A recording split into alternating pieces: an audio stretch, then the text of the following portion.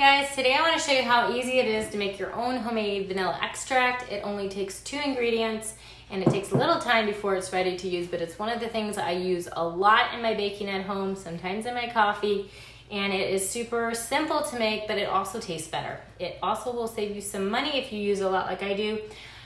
You need 2 ingredients. You need your vanilla beans. You want to make sure they're good quality because the better quality they are, the better flavor you're going to have in the end. You're going to need some alcohol. And I like to use either vodka or rum, but you can also use bourbon. Just note that if you use bourbon or rum, it will change the end flavor just slightly, but I kind of like the change, so it is totally up to you. There are several different kinds of vanilla beans as well.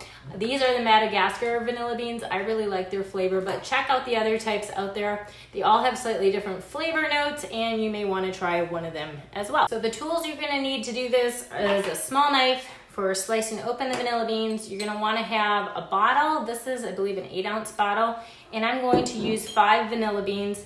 A funnel really helps for pouring it in the alcohol, and that's it. So let's get started. You're going to want to have a cutting board. You're going to take your knife and you're just going to slit the vanilla bean down the center. A little tricky. It does not have to be perfect.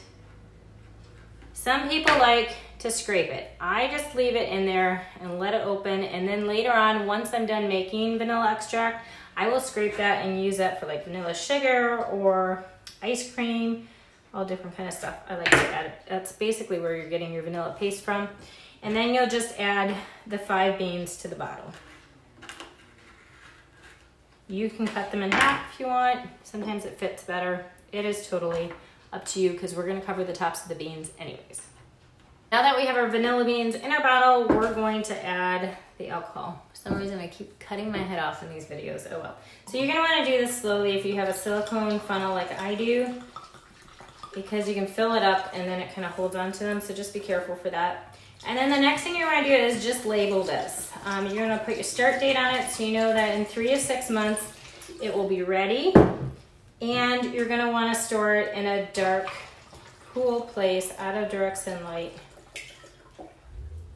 So that's it. That's how easy it is to make your very own vanilla extract. I hope you'll give this a try. I'm going to go put this in a nice dark place and leave it sit for a good 3 to 6 months. I prefer mine after 6 months.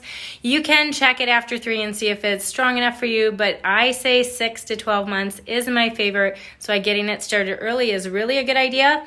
And it makes great little gifts at Christmas time. Put this in a smaller bottle and share it with a bunch of people.